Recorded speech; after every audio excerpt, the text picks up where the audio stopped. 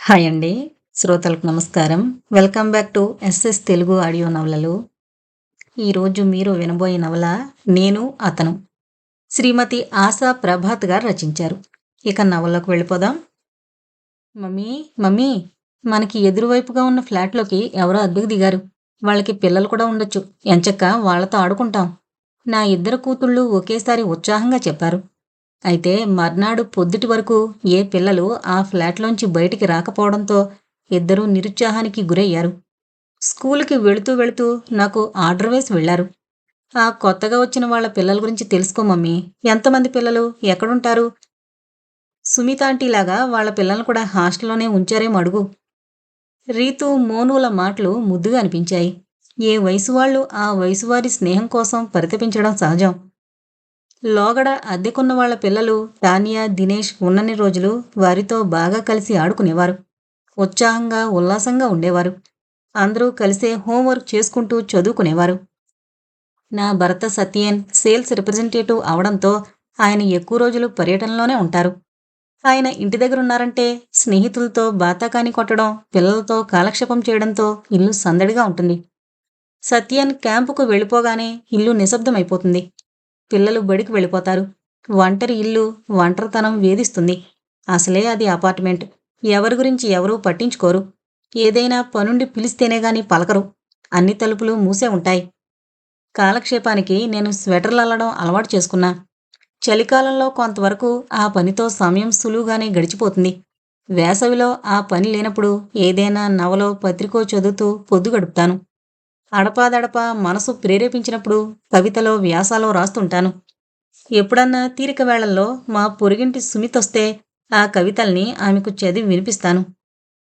అప్పుడే పూర్తయిన ఒక స్వెటర్‌ను చక్కగా మడతబెట్టి ప్లాస్టిక్ కవర్‌లోకి దూపాను. అంతలోనే తలుపు తట్టిన ధ్వని వినిపించింది.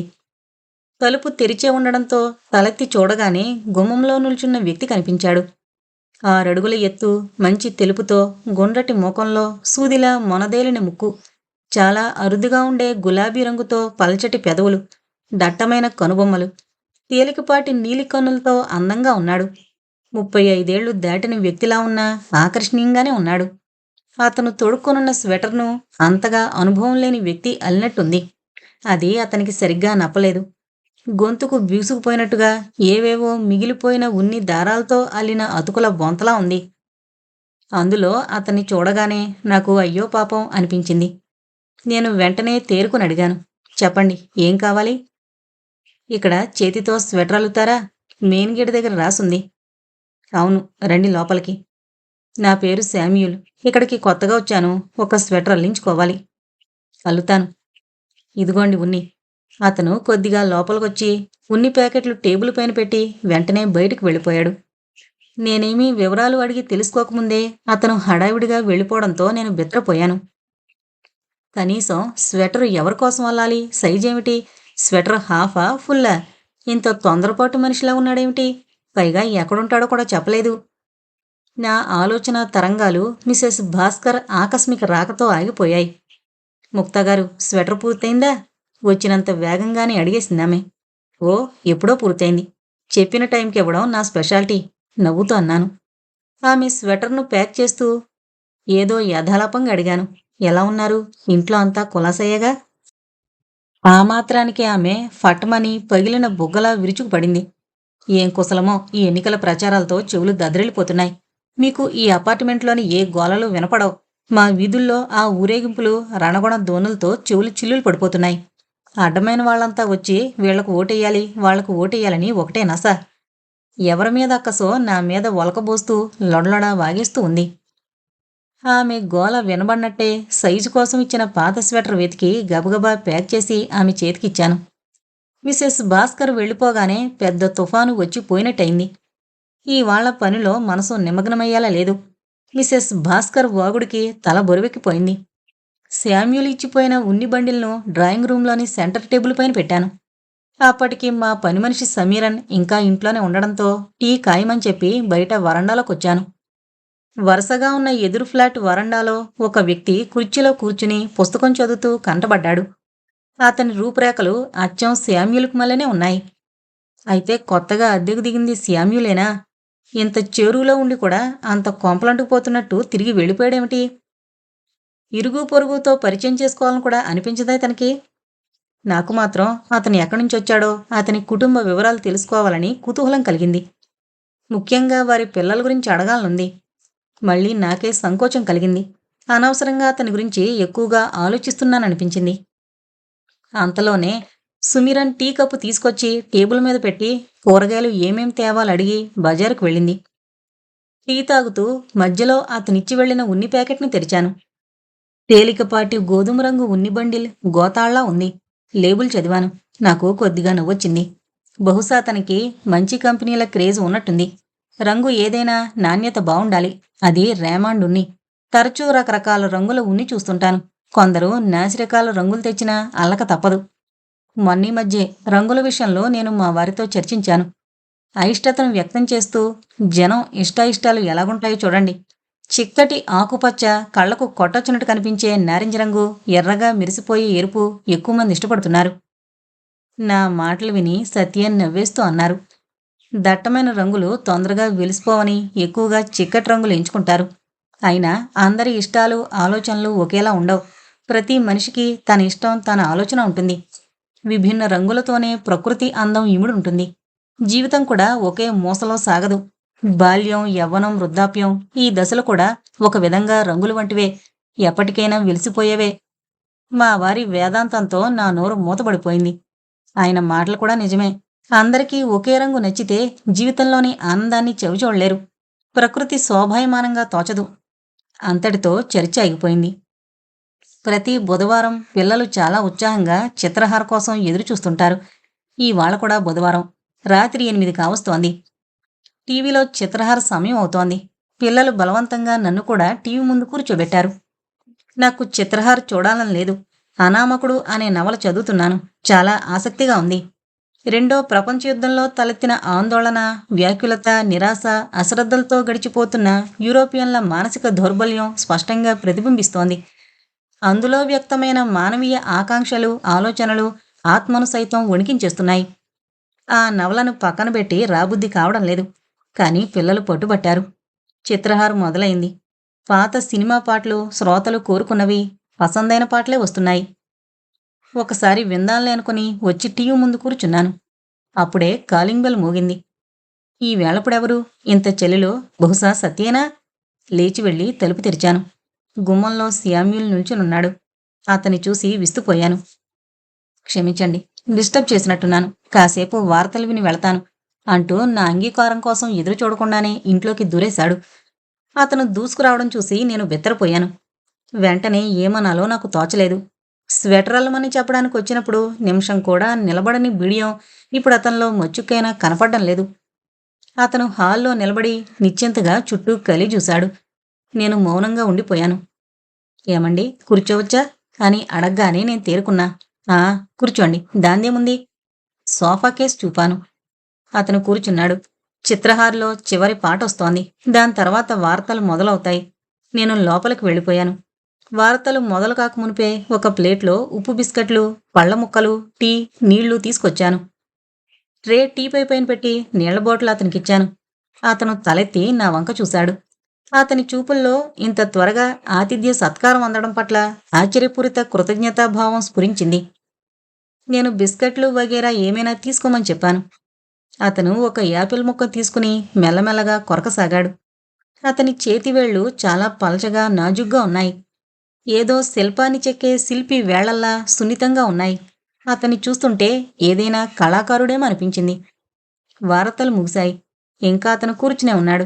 మా మధ్య మౌనం రాజ్యమేల్తోంది. అతను ఏం ఆలోచిస్తున్నాడో నాకు తెలీదు. నాకు మాత్రం అతను వెళ్ళిపోతే మామూలు స్థితికి చేరుకోవచ్చునుంది. అతను వెళ్ళడం లేదు. ఏం మాట్లాడడం లేదు. బహుశా అతను కూడా నాకు మళ్ళనే పరిచయం పెంచుకోవడానికి తటపడేస్తున్నాడేమో. విసుగు బదులు నవ్వు ఉత్పన్నమైంది లోపల. ఒకే స్వభావం గల వ్యక్తుల్లో బహుశా అందుకేనేమో చొరవ ఉండదు. ఇలాంటప్పుడు ఎంతకాలమైనా అనామకులుగానే ఉండిపోతారు. ఒక్కోసారి నా స్వభావానికి ఉడుకుంటూ సత్యన్ ఆగ్రహం వ్యక్తం చేశారు. ఒకే రైలు పెట్టెలో కూర్చుని మొత్తం భారతదేశమంతా పర్యటించినా నువ్వు ఎవరితోనూ పరిచయం పెంచుకోవు. ఇలాంటి స్వభావం మంచిది కాదు. కలుపుగోలుగా ఉండాలి అంటారు. అయితే ఇప్పుడు నేను రైల్లో లేను. నా ఇంట్లో ఉన్నా. ఇది నా ఇల్లు. అతను నా ఇంటికొచ్చిన అతిథి. ఇంటికొచ్చిన వ్యక్తిని పలకరించడం నా బాధ్యత. అయితే పిలవని పేరంటానికొచ్చిన అతిథిని ఏమని పలకరించాలి? అందులోనూ అపరిచితుడు, అనామకుడు. అయినా ఏదో ఒకటి అడగాలనిపించింది. మీరెక్కడ్నుంచొచ్చారు? జోగ్బాని నుండి. నేపాల్ సరిహద్దు ప్రాంతం కదూ అది? అవును. తలూపడతను. అతని వృత్తి, ఉద్యోగం గురించి అడగాలనున్నా అడగలేకపోయాను. ఒకరి వ్యక్తిగత విషయాలు అడగడం నాకిష్టముండదు. అయితే స్వెటర్ అల్లిక గురించి అడగాల్సుంది. ఒకవేళ ఆఫీసరైతే స్వెటర్ మెడ కొంచెం విశాలంగా ఉండేలా అల్లాల్సొస్తుంది. టై కట్టుకోవడానికి అనువుగా స్వెటర్ మెడ పెద్దదిగా ఉండాలి. ధైర్యం చేసి అడిగాను. మీరు ఏం చేస్తుంటారు? సెంట్రల్ బ్యాంకులో బ్రాంచి మేనేజర్ని. అతను చిన్నగా చెప్పాడు. ఫ్యామిలీని వెంట తీసుకురాలేదా? పిల్లల చదువుల కారణంగా వాళ్ళు పాట్నాలోనే ఉంటున్నారు. ఎందరు పిల్లలు? ఇద్దరబ్బాయిలు. అతను తన గురించి చెప్పాడే కాని నా గురించి, నా భర్త, పిల్లల గురించి అడగలేదు. నాకు అదోలా అనిపించింది. అతను మరీ అంత అమర్యాదస్తుల్లా కనిపించనూ లేదు. ఈ కొద్దిపాటి తెగువతోనే పూర్తిగా దూసుకుపోవడం మంచిది కాదని గ్రహించి మిన్నకుండిపోయుంటాడు. నిజానికి ఇప్పుడు అతను చేసిన తెగువే చాలా ఎక్కువ. పిలవకుండానే పరాయింట్లోకి రావడం తెగువే కాదు, సాహసం కూడా అని అతను గ్రహించే ఉండాలి. అందుకే మితిమీరి ప్రవర్తించడం లేదు. నాక్కూడా ఇంకా ఏమీ అడగాలనిపించలేదు. నేను లేచి లోపలికి వెళ్ళిపోయాను. సుమిరన్ పిల్లలకు భోజనాలు వడ్డిస్తోంది. మళ్ళీ డ్రాయింగ్ రూంలోకి తిరిగొచ్చాను. ఏ అతిథినైనా ఒంటరిగా వదిలేసి వెళ్లడం సంస్కారం కాదు. నేను తిరిగి రాగానే అతను లేచి నిలబడ్డాడు వెళ్ళడానికి. నేను గుమ్మం దాకా సాగనంపడానికి వెళ్ళాను. గుమ్మం దాటాక అతను అకస్మాత్తుగా ఆగిపోయాడు. వెనుతిరిగి చూసి చిన్నగా నవ్వాడు. తర్వాత వెళ్ళిపోయాడు.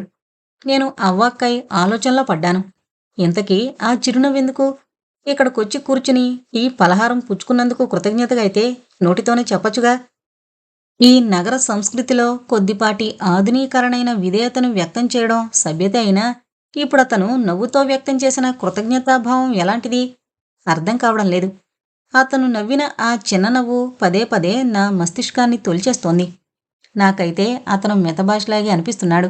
పూర్తిగా ముభావి. మర్నాడు సాయంత్రం నేను సుమిత వాళ్ళ డ్రాయింగ్ రూంలో కూర్చున్నప్పుడు బాతాకానీ మధ్యలో అతని ప్రస్తావనొచ్చింది. సుమితే అతని ఊసెత్తింది. వింత మనిషిలా ఉన్నాడే, ఈ కొత్త కిరాయిదారు దెయ్యం పట్టిన వాళ్ళ ఎప్పుడూ ఒకవైపే చూస్తూ ఉంటాడు. కొంపదీసి అతనికేమైనా స్క్రూ లూజా ఏంటి? ఒకవైపంటే కొంపదీసి నీకేసి చూస్తున్నాడా ఏంటి? జాగ్రత్తగా ఉండు. ఏదైనా హిప్నాటిజం తెలిసేమో. మీ కిటికీ సరిగ్గా అతని తలుపుకి ఎదురుగా ఉంది అని. ఇద్దరం పగలబడి నవ్వుకున్నాం.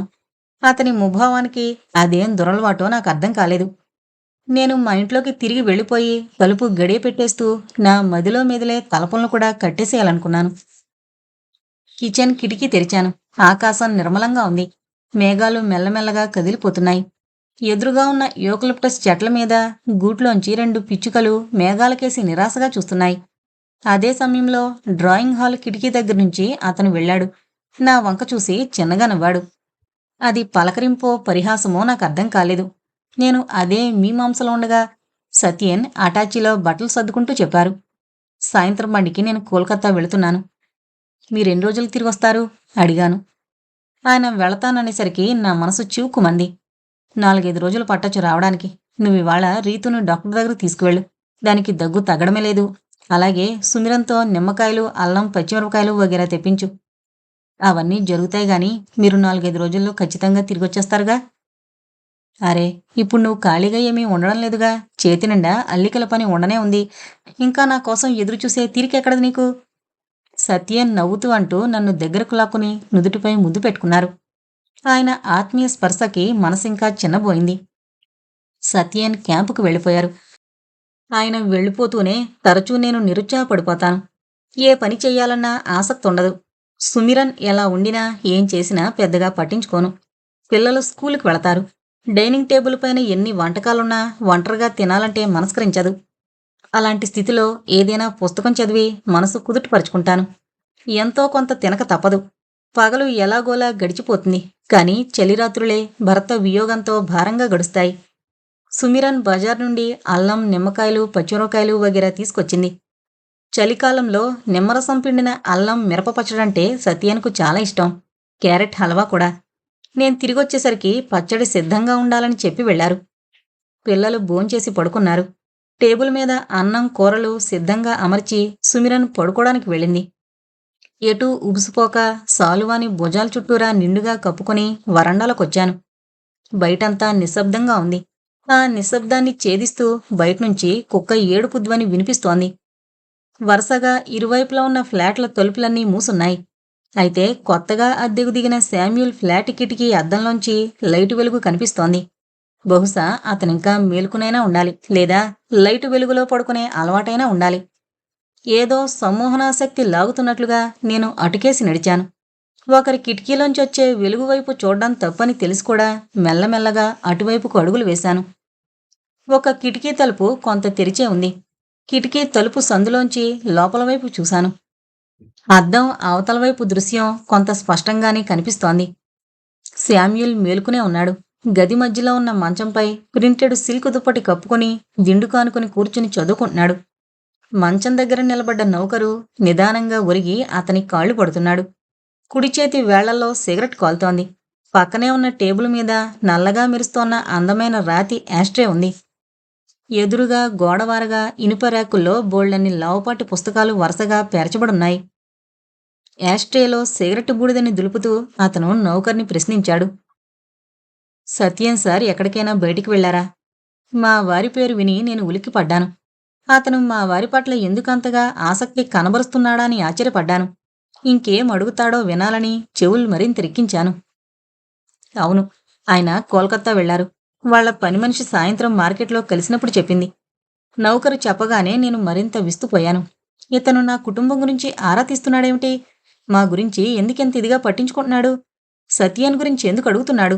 ఏం తెలుసుకోవాలనుకుంటున్నాడు? వెంటనే నా మస్తిష్కంలో అతని మొదటి ఆగమనం మెదిలింది. ఇప్పుడు అర్థమైంది. ప్రత్యక్షంగా నాతో నా కుటుంబ వివరాలేమీ ఎందుకు అడగలేదో. మా గురించి అన్నీ తెలిసేమో. అవునా? నౌకరు మాటకి నిట్టూర్చి మళ్లీ చదవడంలో లీనమయ్యాడు. నేను కూడా వెనుతిరిగి నా ఇంట్లోకొచ్చేశాను. అన్యమనస్కంగా అటు ఇటు హాల్లోనే పచార్లు చేశాను. ఏం తోచక పిల్లల గదిలోకి వెళ్లాను. కప్పుకున్న దుప్పటి తన్నేసి మరీ గాఢ నిద్రలో ఉన్నారు పిల్లలు. వారి దుప్పటి సరిచేసి చిన్నగా వాళ్ల నుదుళ్లను ముద్దాడి తిరిగి నా గదిలోకొచ్చి మంచం మీద వాలిపోయాను. బలవంతంగా కనురెప్పలు మూసుకుని నిద్రకుపక్రమించాను. కొద్ది రోజులుగా చీకటి పడుతూనే శామ్యూల్ మా డ్రాయింగ్ రూంలో వాలిపోతున్నాడు. మా వారితో పరిచయం పెంచుకుంటూ గంటల తరబడి బాతాకానీలో మునిగిపోతున్నాడు. మా వారిని మచ్చిక చేసుకోవడంతో నాక్కూడా అతనికి అతిథి సత్కారాలు చేయడం తప్పడం లేదు. ఒట్టి టీ కాకుండా అప్పుడప్పుడు పకోడీ చెగోడీలు ఏదో ఒక పిండి వంటకం చేసి పెట్టాల్సొస్తోంది. మా వారికి ముచ్చట్లలో మునిగిపోవడం ముందునుంచే ఉన్న అలవాటు. ఏ స్నేహితులొచ్చినా కబుర్లలో కాలం మరిచిపోతారు. శామ్యూల్ మాత్రం టీవీలో వార్తలు ముగియగానే వెళ్ళిపోతాడు. కాని మా వారు ఊళ్ళో లేనప్పుడు కూడా క్రమం తప్పకుండా వస్తుండడంతో నాకు ఇబ్బందిగా అనిపించసాగింది. ఎంతకో అతను ఇంతగా ఇక్కడికెందుకొస్తున్నట్లు? అతను ఉన్నంతసేపు ఇంట్లో నేను స్వేచ్ఛగా హాయిగా ఉండలేకపోతున్నాను. అతని పద్ధతి నాకు నచ్చడం లేదు. ఇవాళ పొద్దుట్నుంచే ఈ పద్ధతిని ఎలా నివారించాలని ఆలోచిస్తున్నాను. అతనొస్తే తలుపే తెరవకూడదని, ఎంత తలుపు తట్టినా కాలింగ్ బెల్ నొక్కినా ససేమిరా తలుపు తెరవద్దని నిశ్చయించుకున్నాను. రోజూ ఇంట్లోకి రావడం, సోఫాలో కాలు మీద కాలేసుకుని దర్జాగా కూర్చోవడంతో నాకిబ్బందిగా అనిపిస్తోంది.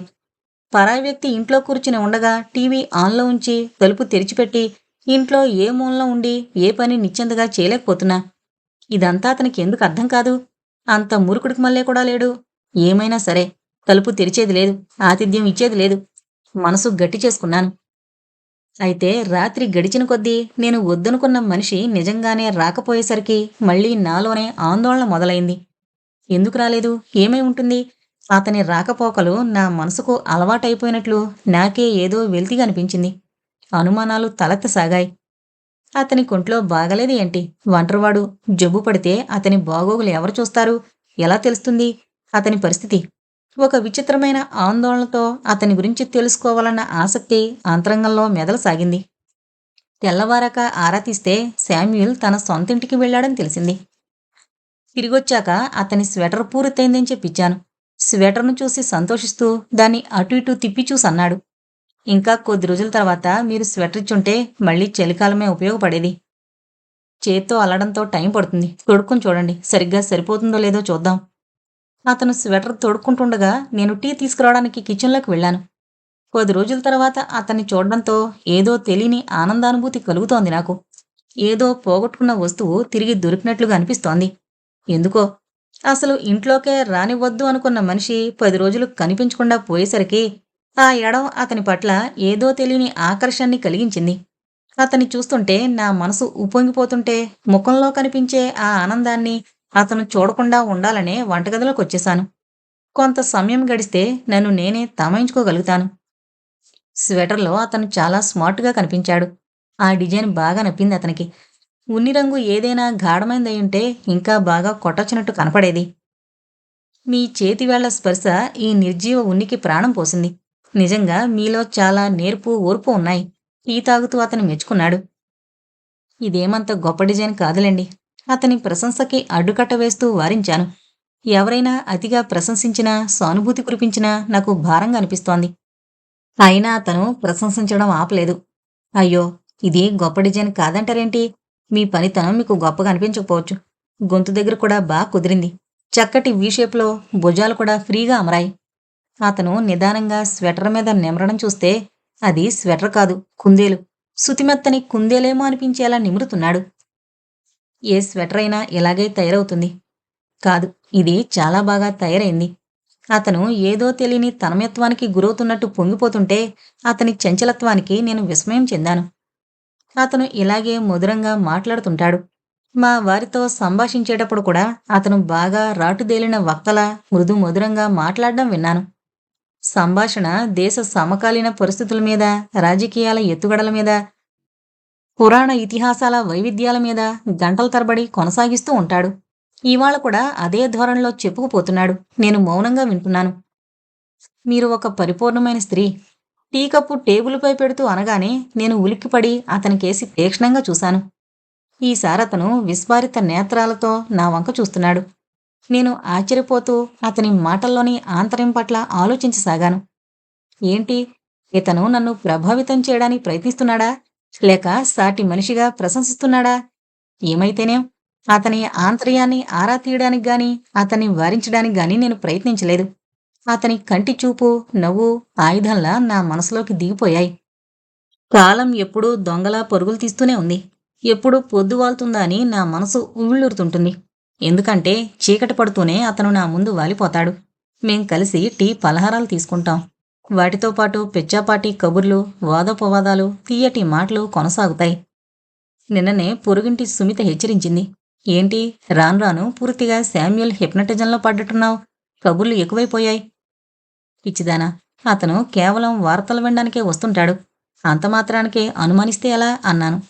అయితే అది అబద్ధమనే అనిపిస్తోంది ఇప్పుడు. నిజంగానే ఏదో హిప్నటిజం ప్రభావం పడుతోంది నా మీద. నా వయసు కొన్నేళ్లు వెనక్కి పరిగెడుతున్నట్లు అనిపిస్తోంది. అదే యవ్వనపు అలజడి, అదే ఉత్సాహం తిరిగి ఉప్పొంగుతున్నట్లు, రంగురంగు కలలు ఉవ్వెత్తున ఎగసి పడుతున్నట్లు అనిపిస్తోంది. ఆ ఊహా తరంగాలలో సుమిత హెచ్చరికలు మబ్బుతెరల్లా తొలగిపోతున్నాయి. ఇదంతా అతని సాన్నిధ్య ప్రభావమా? ఇవాళ కూడా అతనిక్కడ సాయంత్రం నుంచే వాలిపోయి ఉన్నాడు. వార్తా ప్రసారం ముగిసింది. అతని కబుర్లు వినడంలో పూర్తిగా నిమగ్నమైపోయాను. అసలు సమయం గుర్తుకు రావడం లేదు. మా వారి ఆగమనం కూడా గమనించలేదు. సుమిరన్, ఎక్కడ చచ్చావు? మా వారి గొంతు బిగ్గరగా చెవిలో పడుతూనే నేను ఉలిక్కిపడి తేరుకున్నాను. గబాల్న లేచి వెళ్లి ఆయన చేతిలోని బ్రీఫ్ కేసు అందుకున్నాను. ఆయన మొహంలోకి చూశాను. అక్కడేదో అనామక రూపం ప్రతిబింబించింది, కఠినంగా, క్రోధంగా.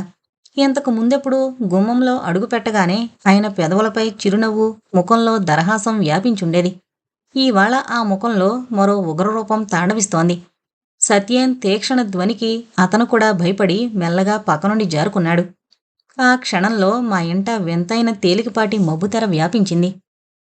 సత్యేన్ కోసం అన్నం వండుతున్నాను.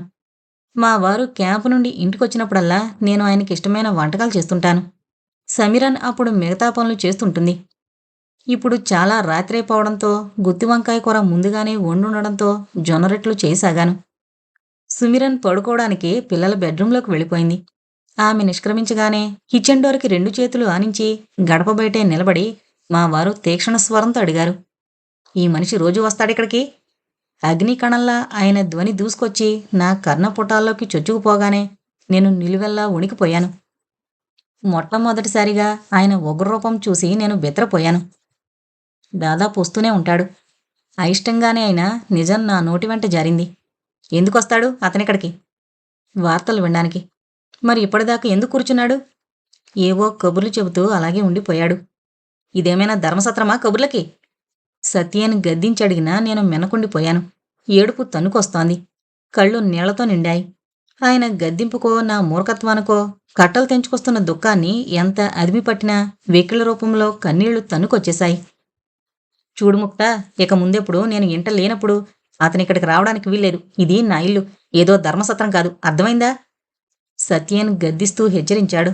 నా పెదవులు బిగుసుకుపోయాయి. హఠాత్తుగా మా వారు ఇంతగా మండిపడ్డారేమిటి? నేను ఇంతకు ముందెప్పుడు ఆయనలో ఇంత కోపం చూడలేదు. ఆయన మండిపాటుకు నేను బెంబేలు పడిపోయాను. ఎదురు మాట్లాడలేదు.